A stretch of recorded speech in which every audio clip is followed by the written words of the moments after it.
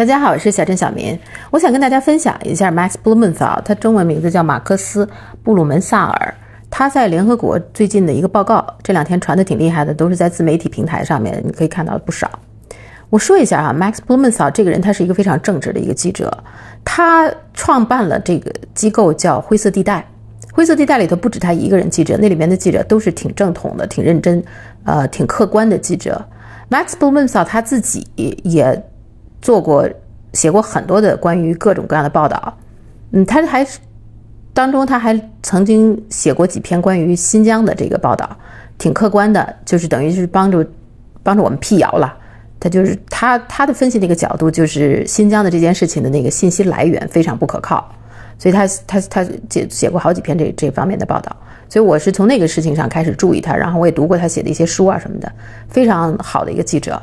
所以呢，我一直都是挺尊重他、挺佩服他的一个人。我看到他的这一段讲话呢，我觉得他讲得特别清楚，就是美国政府啊，他把这个战争又说了一遍前因后果的，然后他特别的在他后面一部分啊，你可以看到，就是美国政府里面有一些确实的受益人，具体的受益人他说出来了，像布林肯啊，像奥斯汀啊，他们都有自己的公司啊，都跟这个外包的这些公司啊什么的都有多多少少有这种牵扯在里头，所以都有利益在里头。他大致都给说了一下，我觉得讲得挺好的啊，这里跟大家分享一下。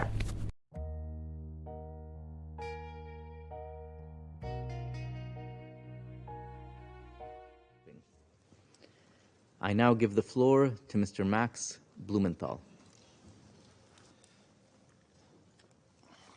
Thank you, and I thank Alex Rubenstein and Wyatt Reed for helping me prepare this address. Wyatt Reed is a journalistic colleague of mine who in October 2022 happened to be in Donetsk when his hotel was shelled by the Ukrainian military with a apparently U.S.-made howitzer, nearly killing him. He was 100 meters away. I'm also here with my friend, the civil rights activist Randy Kretiko, who was more recently in Donetsk and witnessed regular HIMARS attacks on civilian targets. I am here not only as a journalist who has spent over 20 years writing books, producing documentaries, and writing articles about conflict and politics from several continents. I'm also here as an American taxpayer who's been dragooned into funding a proxy war that has become a threat to the regional and international stability at the expense of my countrymen and women. Just June 28th, as emergency crews worked to clean up yet another toxic train derailment in the United States, this time on the Montana River, further exposing our nation's chronically underfunded infrastructure and its threats to our health, the Pentagon announced plans to send an additional $500 million worth of military aid to Ukraine. The development came as Ukraine's army enters the third week of a vaunted counteroffensive that CNN describes as, quote, not meeting expectations, and which even Volodymyr Zelensky says is going slower than desired. As Ukraine's military failed to breach Russia's primary defense line, CNN reported on June 12th that Kiev had lost, quote, lost 16 U.S.-made armored vehicles sent to the country. So what did the Pentagon do?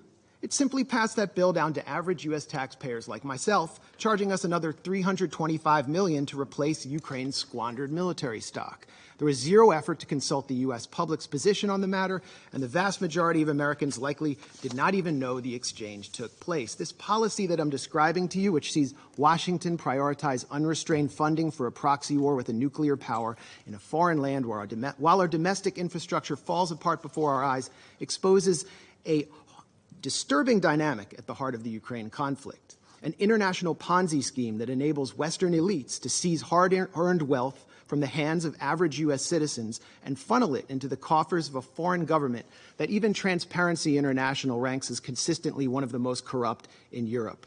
The U.S. government has yet to conduct an official audit of its funding for Ukraine. The American public has no idea where their tax dollars are going. And that's why this week, we at the Gray Zone published an independent audit of U.S. tax dollar allocation to Ukraine throughout the fiscal years 2022 and 23. Our investigation was led by Heather Kaiser, a former military intelligence officer who served in Iraq and Afghanistan. We found, among many bizarre payments, a $4.5 million payment from the U.S. Social Security Administration to the Kiev government. We found $4.5 billion worth of payments from the U.S. Agency for International Development to pay off Ukraine's sovereign debt, much of which is owned by the global investment firm BlackRock. That amounts to $30 taken from every U.S. citizen at a time when 4 in 10 Americans cannot afford a $400 emergency. We found tax dollars earmarked for Ukraine, padding the budgets of a television station in Toronto, a pro-NATO think tank in Poland, and believe it or not, even rural farmers in Kenya. We found tens of millions to private equity firms, including one in the Republic of Georgia, as well as $1 million payment to a single private entrepreneur in Kiev. Our audit also revealed the Pentagon's $4.5 million contract with a company called Atlantic Diving Supply to provide Ukraine with unspecified explosives equipment. This is a notoriously corrupt company that none other than Tom Tillis, the chairman of the Senate Armed Services Committee, previously lambasted for its, quote, history of fraud. Yet once again, Congress has failed to ensure these shady payments and massive arms deals are properly tracked. In fact, much of the military and humanitarian aid shipped to Ukraine has simply vanished. Last year, CBS News quoted the director of a pro-Zelensky nonprofit in Ukraine who reported that only 30% of aid was reaching the front lines.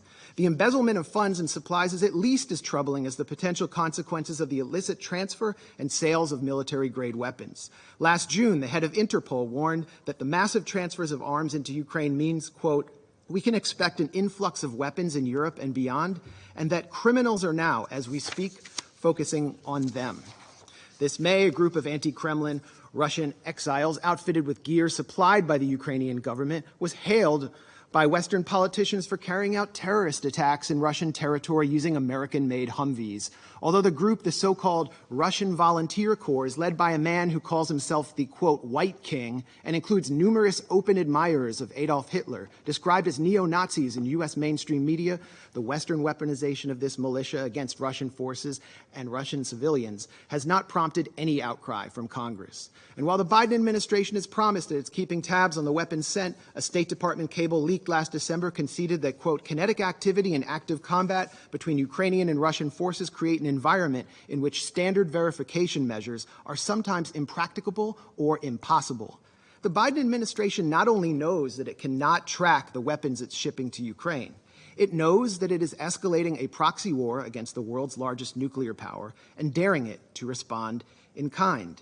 We know this because back in 2014, and this timeline is so important, that's when NATO Secretary General Jens Stoltenberg said that the war started following a U.S.-backed coup d'etat. President Barack Obama rejected demands from Kiev to send lethal offensive weaponry because, as the Wall Street Journal put it, he had a, quote, long-standing concern that arming Ukraine would provoke Moscow into further escalation that would drag Washington into a proxy war. When Donald Trump entered office in 2017, he attempted to hold the line on Barack Obama's policy, but was soon branded a Russian puppet by the Beltway press corps and the Democratic Party for refusing to send Raytheon's Javelin missiles to the Ukrainian military. His reluctance to send the Javelins became a central theme of his impeachment, and he predictably relented.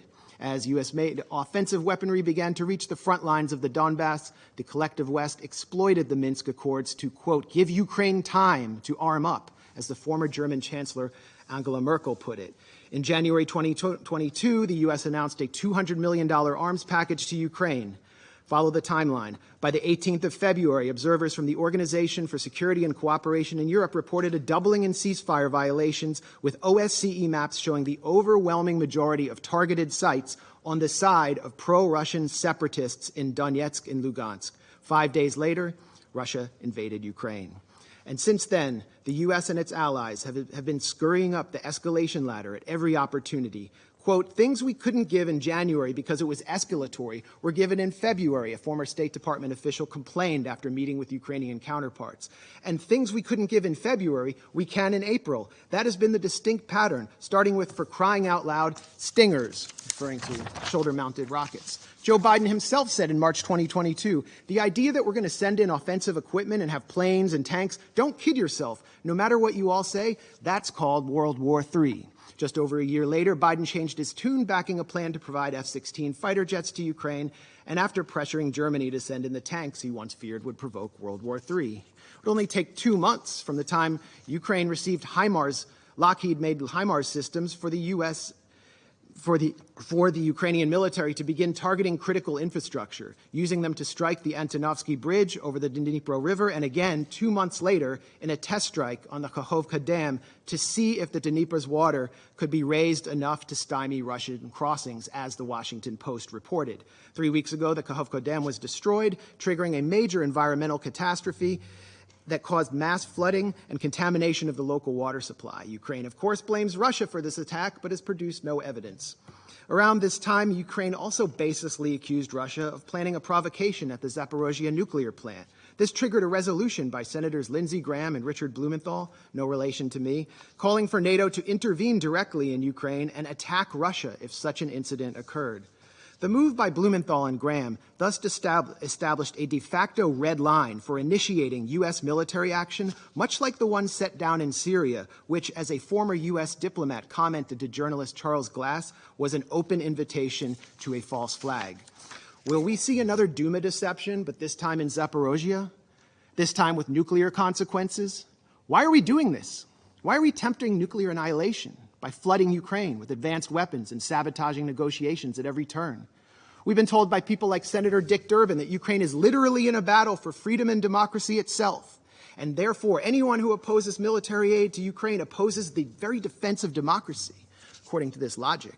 So where's the democracy in Vladimir Zelensky's decision to ban opposition parties, to criminalize the media outlets of his legitimate political opponents, to jail his top political rival and his deputies, to raid Orthodox churches and jail clergymen? Where is the democracy in the Ukrainian government's imprisonment of Gonzalo Lira, an American citizen, simply for challenging the official narrative of Ukraine's war? And where is the democracy in Zelensky's recent decision to suspend elections in 2024 on the grounds that martial law has been declared? The answer is that Ukrainian democracy is harder to find these days than that country's commander-in-chief, Valery Zaluzhny. Senator Lindsey Graham has offered a much more grim and more on-the-mark rationale for supplying Ukraine with billions in weapons. As the senator boasted during a recent visit with Zelensky in Kiev, the Russians are dying. It's the best money we've ever spent. I repeat, the Russians are dying. It's the best money we've ever spent. And Graham has also said that Americans are ready to fight this war down to the last Ukrainian. While official casualty numbers are strictly classified, we must worry that Ukraine is well on its way to fulfilling the senator's ghoulish fantasies. As a Ukrainian soldier complained this month to Vice News, we don't know what Zelensky's plans are, but, quote, it looks like the extermination of its own population, like of the combat-ready and working-age population. That's it. Indeed, military cemeteries in Ukraine are expanding almost as rapidly as the Northern Virginia McMansions and beachfront estates of executives from Lockheed Martin, Raytheon, and assorted Beltway contractors benefiting from the second highest level of military spending since World War II.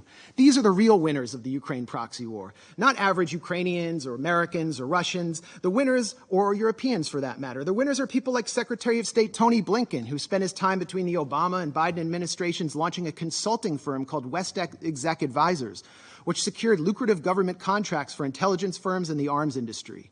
Blinken's former partners at West Exec include Director of National Intelligence Avril Haines, CIA Deputy Director David Cohen, former White House Press Secretary Jen Psaki, and almost a dozen current and former members of Biden's national security team. Defense Secretary Lloyd Austin, for his part, is a former and possibly future board member of Raytheon, and an ex-partner of Pine Island Capital Investment, which collaborates with West Exec and which Blinken himself has advised. Meanwhile, the current U.S. ambassador to this body, the UN, Linda Thomas Greenfield, is listed as a senior counsel at the Albright Stonebridge Group, a self-described commercial diplomacy firm that also finesses government contracts for the intelligence and arms sector, and which was founded by Madeleine Albright, infamously known for her comments that the deaths by sanctions of 500,000 Iraqi children were worth it.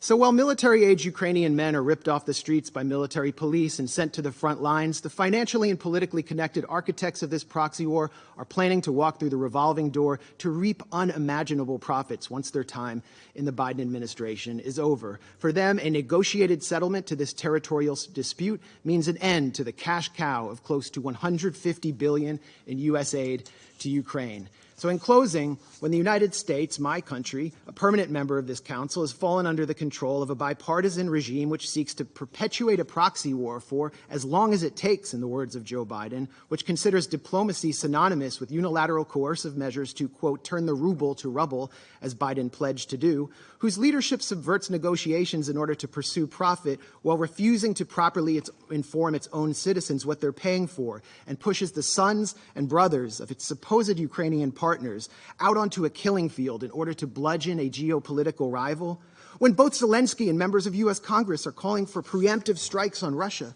which have nothing to do with Article 51 of the UN Charter, this Council must take action to enforce that charter. That charter is clear that the Security Council must use its authority to guarantee a pacific settlement of dispute, particularly when it threatens international security. That should not only apply to Russia and Ukraine. This Council has an obligation to strictly monitor and restrain the U.S. and the illegal military formation known as NATO. Thank you. I thank Mr. Blumenthal for his briefing.